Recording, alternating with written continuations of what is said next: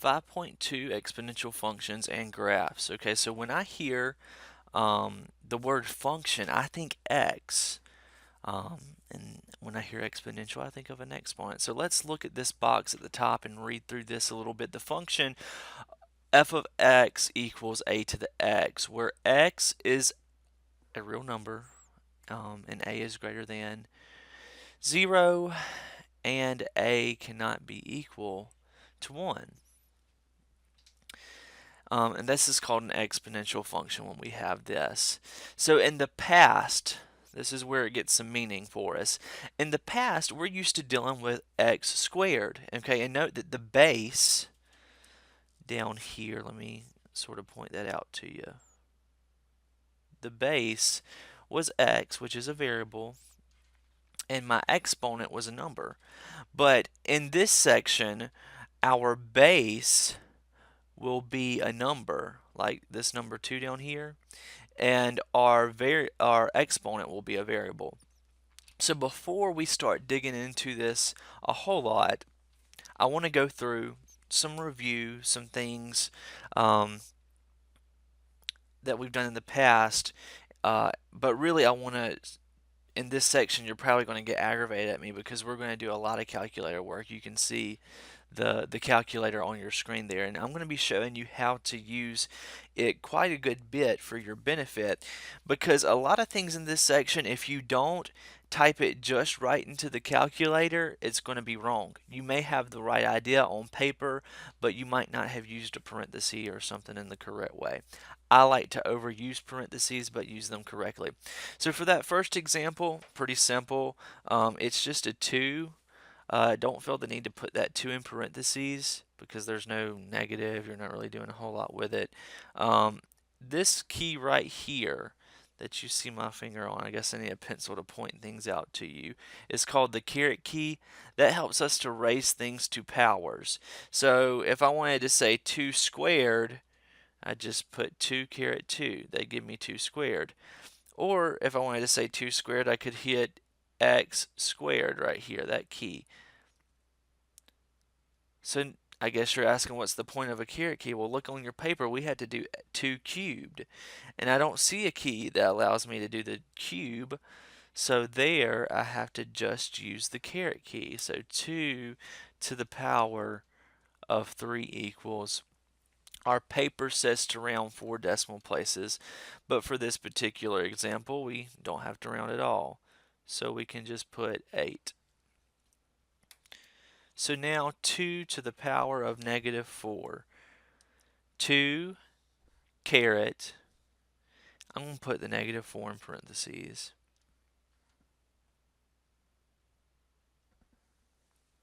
Okay, 0.0625.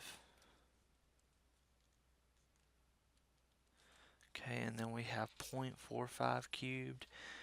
I'm going to put that decimal in parentheses. Use my caret key. Raise it to the 3rd power. I'm not going to put the 3 in parentheses because it doesn't have a decimal or a negative in front of it. Okay, and now I'm going to have to round. I got 0.091125, so I'm just going to write it as 0.0911.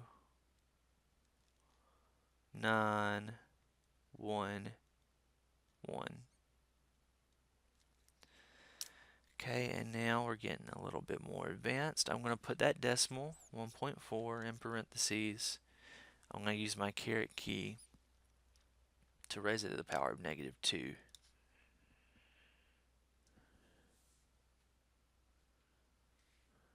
Okay, so we got to do some rounding. Okay, let's see.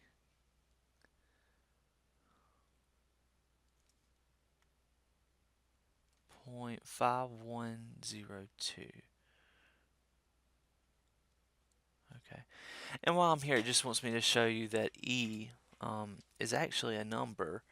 If you just see E, you don't see an exponent with it, do you? Okay, so that means it's to the 1st power. And if I want to type that in my calculator, let's see, I can press 2nd.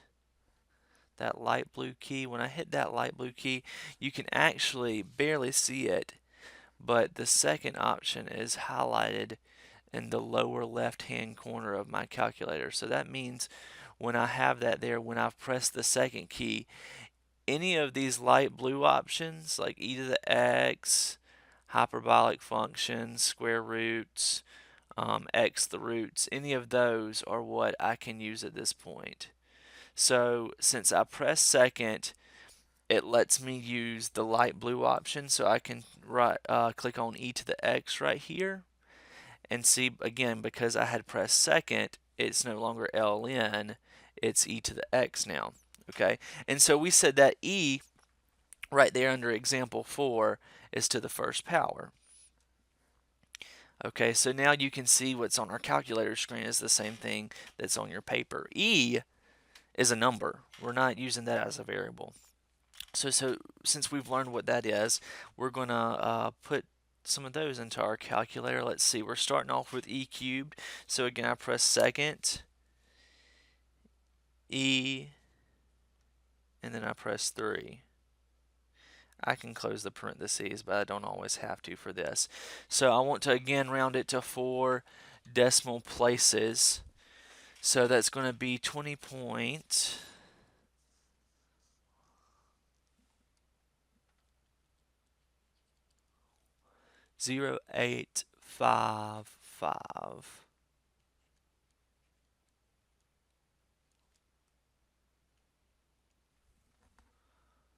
Okay, and so I press second, and then e to the 0 power, and what's interesting is that anything to the 0 power is 1, even e. Okay, so now I press second, ln, but above the ln is that light blue option of e to the x. And I'm glad that it has that parenthesis there for me because I want to put that negative decimal there in parentheses. Okay, so round to 4 decimal places, I get 0.7945.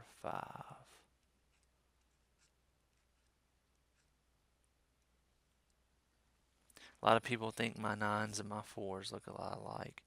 If you haven't caught that by now in some of these videos, I'm sorry about that. But that straight line out from that, that tail out from that straight line means that that's my 4. So I apologize if you haven't caught that by now. And we've already done e to the first power, but let's just do it again. Second e1. Okay, there we go. 2.7182, but I'm going to round that 2 up because that 8 behind it's greater than 5. So this will be 2.7183.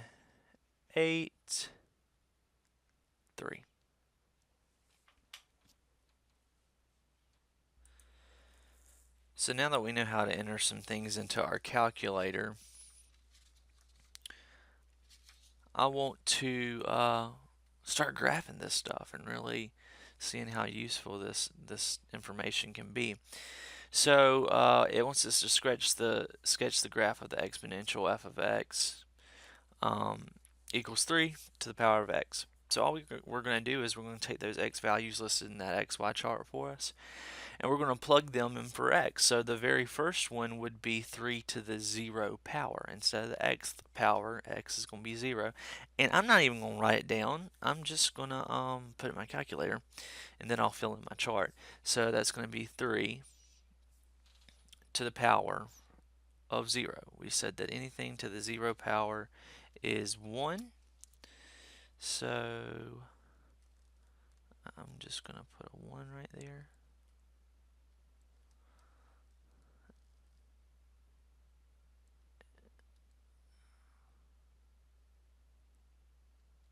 And I can go ahead and put that point there.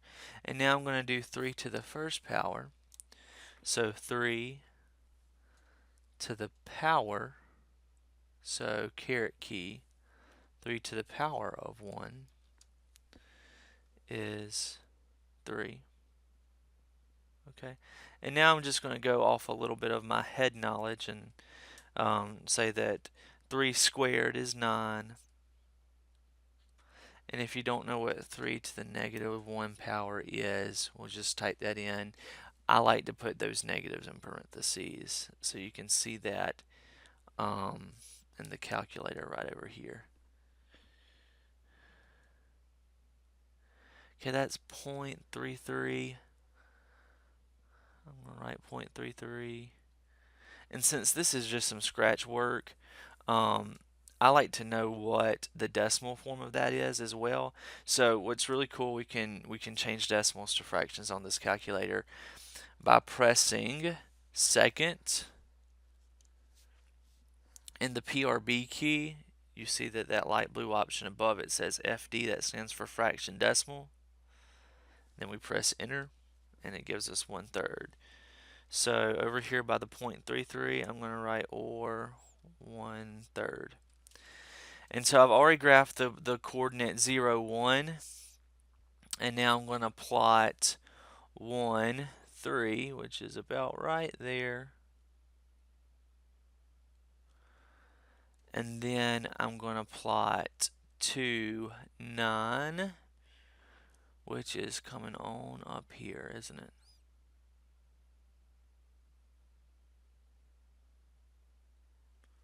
Okay, and then we go to the negative side of our x-axis.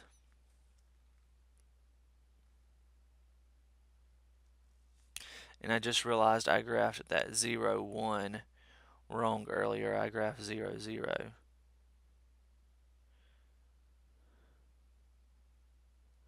Okay, and now, so I'm ignoring that right there. I got 0, 1, that's my first ordered pair that I have written down at the top of the chart. Now I'm going to graph that negative 1 and a third, and you can barely see it, but I'm not going to put it at negative 1, 0. I'm just going to put it slightly above the y value of 0, but not quite at 1. And so this is just a rough sketch. Thankfully, we're turning in this assignment on the computer. And the computer, your computer, maybe not mine, lets you graph a pretty graph of it. Okay, their graphing tool is much better than the one you see on my screen at the point. Our next example says to use that graph that we just graphed of that exponential function 3 to the x power to sketch the following using transformations. So you can see that this is the same parent function of, well, I can't really call it a parent function, but of 3 to the x. We just have a transformation. Like in the first example, you have 3 to the x, and then you have 1 subtracted from it. And in that second example, you have 3 to the power of x minus 1. Okay, I want to compare this to something. If I had x squared,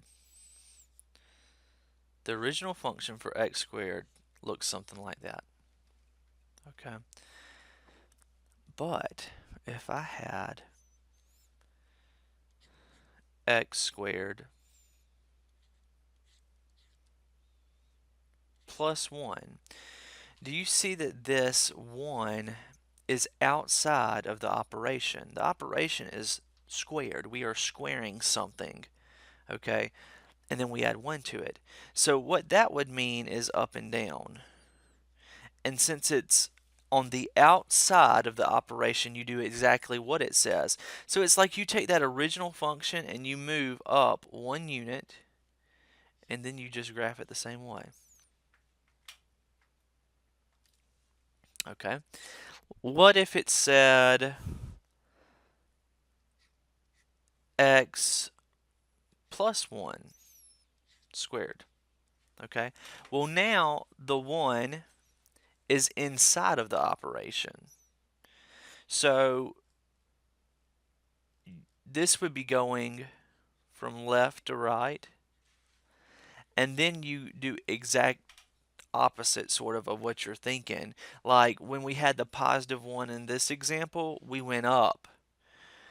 Most of the time people think, oh, well, this is +1, so I go to the right. No, you sort of think opposite. Think opposite on inside. Okay, I'm saying inside because this is the inside of the function. So I'm thinking opposite.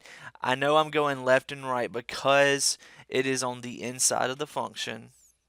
And I'm thinking opposite. So that means I go to the left one. A lot of people think left is -1, is going to the negative side. But when you have a positive right here, you're going to the left. Okay, because we're kind of doing the opposite. We're going -1. We're going over 1 in the negative direction. Um, and so then you would just draw your graph of x squared the exact same way. Well, let me really throw something in there, kind of crazy. Let's say we had x minus 2 squared plus, I don't know, 3. Okay, so that means you start from the origin. On the inside, you have a -2, but you're going to do the opposite of what you think. So you're going to go right 2, and then you're going to go up 3 units because we have a 3 on the outside. And we do the exactly what it says for the outside, and then we just draw our function there. Okay, we just move that origin around. So now let's look at our example. On this first example, I want you to think of I want you to put parentheses around it if it helps you visualize it, because we have an inside and we have an outside. And here, there's nothing on the outside. Okay, we say when we have something on the outside that just means to go up and down and do exactly what it says. So I would, and actually I think I'm going to draw it on the graph above and just do it in a different color.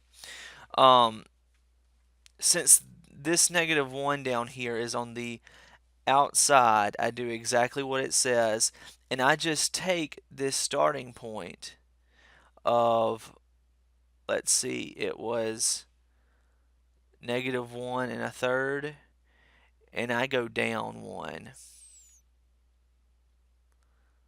So that would be about right there.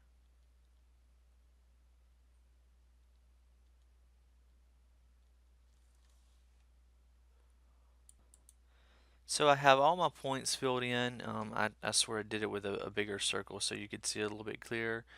But I basically went down 1 unit, and see, this would be easier to see if those original points were easier to see. But I went down 1 unit from each of my original points, and then I just sketched the graph to link together my new points.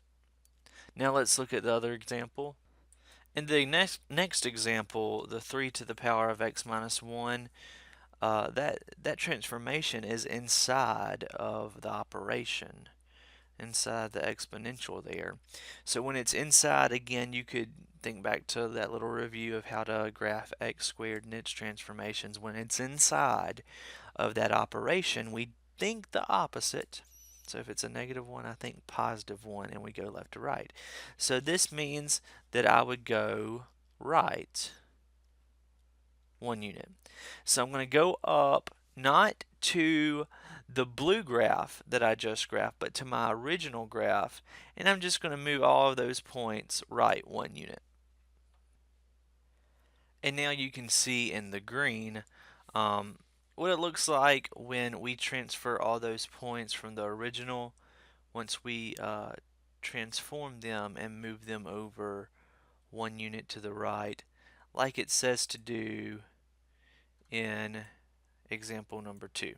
That 1 was inside that operation, you do the opposite of it. And since it's left to right, doing the opposite of it, you would move right 1 unit in the green.